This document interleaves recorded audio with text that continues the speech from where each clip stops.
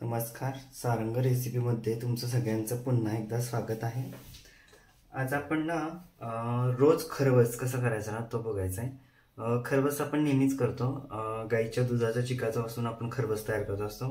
काय काय जण गुळाचा करतात, काय काय जण साखरेचा करतात। तर आज मी तुम्हाला ना रोज फ्लेवरमध्ये तो कसा करायचा तो दाखवणार आहे। तर त्यासाठी आता आपण इथं काय काय साहित्य घेतले ते पहिल्यांदा बघूया। इथं मी गाईचं चीक एक फुलपात्र भरून पेक्षा कमी आहे, म्हणजे छोटं फुलपात्र आहे। म्हणजे समज तुम्ही आता एक फुलपात्र जर गाईचा चीक घेतला तर जसा तो घट्ट असेल चीक त्याप्रमाणे तुम्ही दूध घालायचं। जर खूपच घट्ट असेल तर तुम्ही 2 फुलपात्र दूध घालायचे। पण जर चीक मीडियम असेल, म्हणजे अगदी जास्त पातळ नसेल, मीडियम जर असेल तर तुम्ही एकच फुलपात्र घालायचं। नाहीतर काय होतं, आपला चीक तो फार पातळ होतो, वडीसारखा होत नाही। तर आपण एक फुलपात्रभर गाईचा चीक घेतलेला आहे, एक फुलपात्र दूध घेतलेले, अर्धी वाटी साखर घेतलेली मी, वेलची पूड घेतलेली आणि रोज सिरप घेतलेली मी।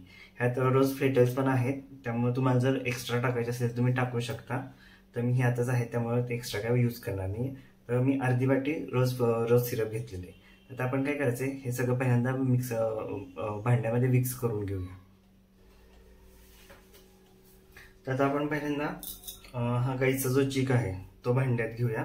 बघा, तो बघितला मीडियम आहे माझा, जास्त घट्ट नाहीये, मीडियम आहे। त्यामुळे मी एकच फुलपात्र, जेवढा चीक आहे तेवढंच दूध यूज करणार आहे मी। आपण ह्यातच दूध टाकून ते व्यवस्थित मिक्स करून सगळं पुसून घेऊया व्यवस्थित। तो आपण मिक्स करून घेऊया पहिल्यांदा। आता आपण त्यात साखर घालून घेऊया। मी अर्धी वाटी साखर घेतलेली आहे, आता मी रोज सिरप वापरले। जर मी रोज सिरप वापरलं नसतं तर मी फुलवाटी साखर घेतली असती। आता आपण अर्धी वाटीच घ्यायचं, जसं तुमच्यात गोड खातात ना त्या पद्धतीने तुम्ही त्यात साखर ऍड करा। आता हा रोज सिरप घेऊया, अर्धी वाटी मी रोज सिरप घेतलेला आहे।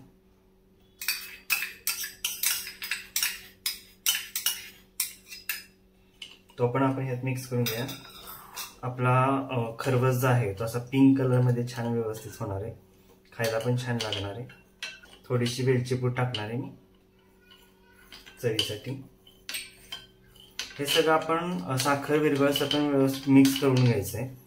नंतर आपण ते भांड्यात घालून आपण कुकरला लावा तुम्ही, नाहीतर भांड्यात पाणी ठेवून त्यात जरी उकळायला ठेवला तरी चालणार आहे। किंवा तुमच्याकडे मोदक पात्र असेल तर मोदक पात्राचं तुम्ही भांडं असेल तुमच्याकडं जर्मनचं, त्यात जरी तुम्ही सेट करून हे ठेवलं आणि वाफलवलं तरी चालणार आहे। आता मी कुकरच्या भांड्यात घालून मी वाफलून घेणार आहे, पातेल्यात पाणी ठेवून मी वाफलवून घेणार आहे खरवस।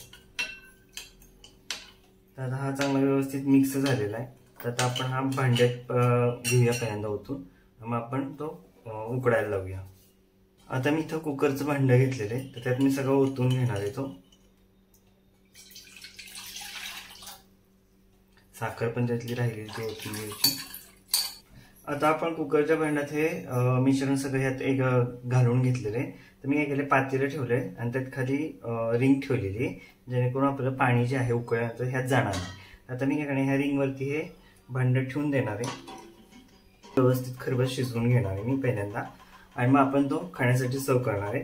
तुम्ही कुकरच्या भांड्यात पण लावू शकता, कुकरमध्ये लावून फक्त कुकरची शिट्टी काढायची, त्याला शिट्टी नाही होऊन द्यायची। आता आपण ह्याला झाकण घालून एक 15 ते 20 मिनिटं चांगला शिजून देणार आहे। मग आपण तो थंड झाला की मग खाण्यासाठी सर्व करणार आहे। आता आपण तो पहिल्यांदा शिजवून घेऊया। तर आता आपला असा हा रोज सिरप घातलेला खरवस, म्हणजे रोज खरवस खाण्यासाठी तयार आहे। त्याच्या वड्या पण बघा खूप छान पडलेल्या आहेत। मी सांगितलेल्याप्रमाणे तुम्ही जरी फॉलो केली प्रमाण तर तुमचा खरवस पण छान होईल। तर तुम्ही नक्की ट्राय करून बघा। जर तुम्हाला चीक अवेलेबल झाला तर तुम्ही ट्राय करून बघाच, पण जर तुम्हाला इन्स्टंट खरवस जर जमत नसेल तर मी तुम्हाला त्याची पण रेसिपी टाकीन पुढे, त्या पद्धतीने जरी तुम्ही केला तरी तुम्हाला चव अशीच येईल। तर तुम्ही नक्की ट्राय करून बघा हा रोज खरवस। जर तुम्हाला माझ्या ही रोज खरवसची रेसिपी जर आवडली असेल तर माझ्या रेसिपी लाईक करा, माझ्या चॅनलला सबस्क्राईब करा, आणि ही रेसिपी तुमच्या ग्रुप्सवर, नातेवाईक, मित्रमैत्रिणी यांच्यापर्यंत जास्तीत जास्त पोहोचवा, आणि माझ्या रेसिपी फॉलो करा। मला आशा आहे की तुम्हाला ही रेसिपी नक्की आवडेल। तुम्ही नक्की ट्राय करून बघा आणि मला कमेंट्समध्ये सांगा कशी झालेली आहे। तर आपण परत पुन्हा भेटू पुढच्या एका वेगळ्या रेसिपीबरोबर। धन्यवाद।